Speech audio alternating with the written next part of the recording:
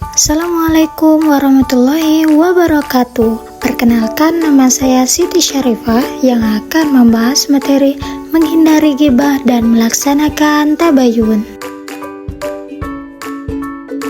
Islam melarang ghibah.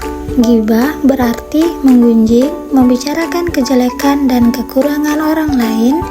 Pada ghibah terdapat pembicaraan mengenai kejelekan atau aib orang lain apabila dia tahu dia tidak menyukainya. Islam melarang umatnya untuk ghibah.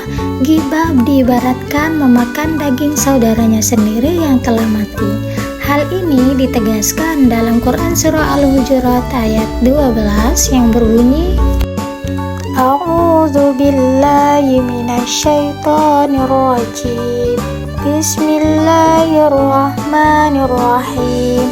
Ya ayyuhalladzina amanu ijtanibu katsiran minaz zanna inna ba'daz zanni itsm wa la tajassasu wa la yaghtab ba'dukum ba'da ayuhibbu ahadukum ayyakula lahma akhihi maytan fakarihtumuh wattaqullahu innallaha tawwabur rahim, yang artinya, wahai orang-orang yang beriman, jauhilah banyak prasangka. Sesungguhnya sebagian prasangka itu dosa.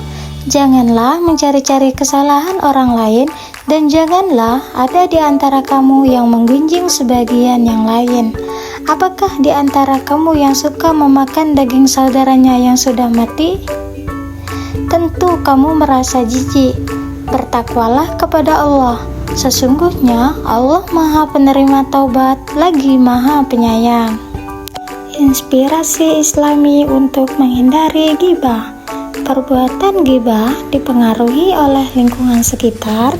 Agar kalian terhindar dari perilaku jelek ini, perlu diketahui penyebab terjadinya ghibah. Antara lain, yang pertama, membicarakan keburukan orang lain dengan keinginan mengangkat derajat dirinya sendiri.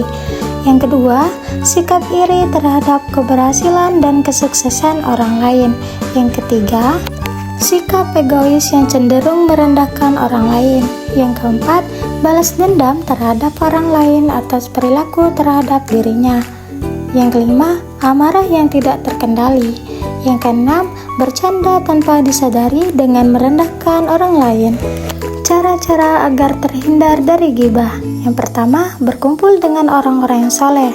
Yang kedua, menyadari diri bahwa Allah Subhanahu wa Ta'ala membenci seseorang yang menggunjing saudaranya. Yang ketiga, berintrospeksi diri dengan melihat aib diri sendiri dan selalu berusaha memperbaikinya. Yang keempat, menjaga lisan, kemudian berpikir positif. Yang terakhir, memohon perlindungan kepada Allah Subhanahu wa Ta'ala dengan berdoa agar terhindar dari segala hal yang buruk.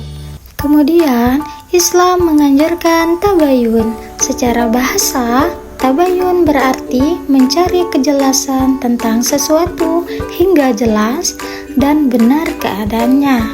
Menurut istilah, tabayun adalah proses yang dilakukan untuk meneliti dan menyeleksi berita dengan sikap tidak tergesa-gesa dalam memutuskan, sehingga permasalahan menjadi jelas dan benar. Tabayun sangat penting untuk memeriksa kebenaran informasi atau berita dengan teliti. Allah berfirman, A'udzu billahi minasyaitonir rajim. Bismillahirrahmanirrahim. Ya ayyuhalladzina amanu in ja'akum fasiqun binaba'in fatabayyanu an tusibu qauman bijahalatin fatusbihu ala ma fa'altum nadimin.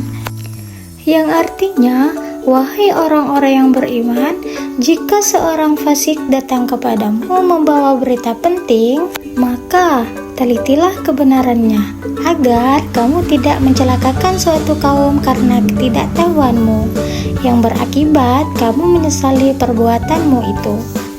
Quran Surah Al-Hujurat Surah ke-49 ayat 6. Kemudian tabayun pada informasi media sosial.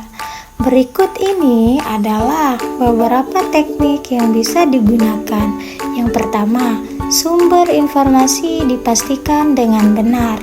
Kedua, pastikan isi informasi berisi kebenaran. Yang ketiga, pastikan tempat dan waktu informasi yang diperoleh itu adalah benar. Selain itu, penggunaan media sosial juga memiliki dampak negatif. Dampak negatif itu diantaranya: yang pertama, kebebasan informasi. Yang kedua, sikap sosial yang melemah.